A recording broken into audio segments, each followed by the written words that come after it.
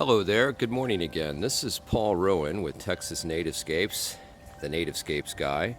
And I was reflecting on my post from yesterday, which was pretty much just a snapshot snippet of what we do and what we're all about.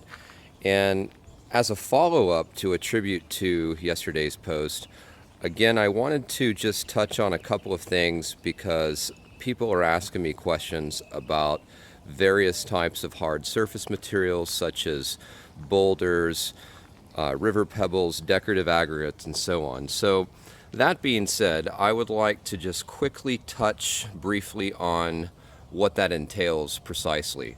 So a person, let's say, has a desire to incorporate a variety of different types of hard surface materials, such as a stone pathway or placement boulders, retaining walls, and it really is quite diverse in what directions you can go, whether you're going with more of a traditionally or naturally wild type landscape, incorporating certain types of hardscapes, or if you're going with something a little bit more modern. One thing that I did not mention yesterday was that we sway in two directions. The naturally wild look, hence the name Texas Nativescapes, and then really more of a contemporary ultra-modern, which is obviously not illustrated here. I like things certainly more on the organic level. So here I am back in my laboratory, my backyard, and just wanted to quickly give you some snapshots of what does it all mean. So starting out with boulders. Boulders come in a wide variety of different sizes, shapes, and of course weights. So as you can see over here in this water feature, this is actually a marble boulder. So how boulders break down typically is by price per ton. And frankly, they can just run anywhere across the board, especially if you get into more exotic type boulders that are either imported from abroad or they're at another domestic location throughout the United States. That translates to anywhere from somewhere around about $350, and it can go up to over $1,000. Plus you have freight involved in delivery. So that'll kind of help you all understand that aspect in terms of boulders. Of course, the smaller rocks that are decorative, let me see if I can show you one here. Over here, of course, these are a little bit easier to manage.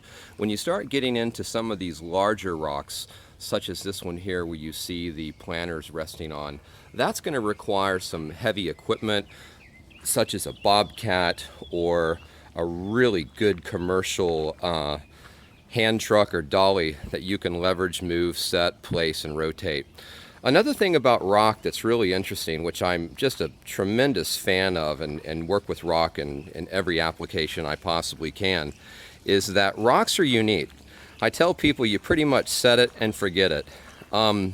Rocks are all individual. It's kind of like a thumbprint. So your fingerprint doesn't get replicated. Well, neither does rocks. Rocks are from nature. They come at various levels and depths from within the earth, and every rock is going to be completely and entirely different in terms of its composition, its shape, its color, and so on. So rock, again, just to let you know, is sold by the ton. It's by the ton weight. Depending on the location of where you get rock, is going to vary greatly from your suppliers. Hopefully that helps everybody understand a little bit more in terms of rock. Now, over here, as I showed yesterday, this is a mixed river cobble type pebble that has a couple of different rocks involved in it. This material too, of course, is sold by the ton or also the yard. Typically, river pebbles, whether they're this nice Texas native or whether they're brought in from other locations, are going to start somewhere around 150, and from there they can go up to 300 or even more. For example, back over here, this particular rock, this is called Mexican beach pebble. It actually comes in out of Baja, California. Great color, uniformity. It's really a nice material. I use this quite a bit on contemporary landscape designs as border accents. So that covers that. And in terms of the, let's say, DG, decomposed granite. A lot of people just call it DG.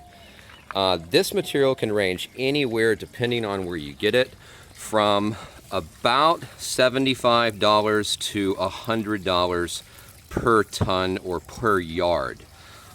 So again, just wanted just to quickly touch on that. Oh, another thing here, while I was over by the fountain, I forgot. This rock is actually brought in from Indonesia. It's called jade. It's not jade, but it is a nice color, and when it's wet, it's just absolutely gorgeous. So you can really do a lot of things with rock, as you can see here. Over here is a native boulder. It's actually from Colorado, so it's not native to Texas, but it is domestic. These are great, easy to manage. You can sit around as accent pieces. But when you incorporate rocks into a landscape, it really just gives you that extra design element and dimension. And so hopefully that answers some questions. If you have any thoughts that you'd like to share, reach out. Check us out on Facebook at Texas Nativescapes. You also can look us up online at texasnativescapes.com. Or if you just want to ask some questions and get a hold of me directly, shoot me a call at 940-765-2760, or you can always email me at paulmrowan, that's R-O-W-A-N, at gmail.com. So until next time, I'll keep you posted, and we will keep giving you some more information to help you, since we're right in the heat of the gardening season. And get out there, have some fun, get your hands dirty, and thanks for watching. Have a wonderful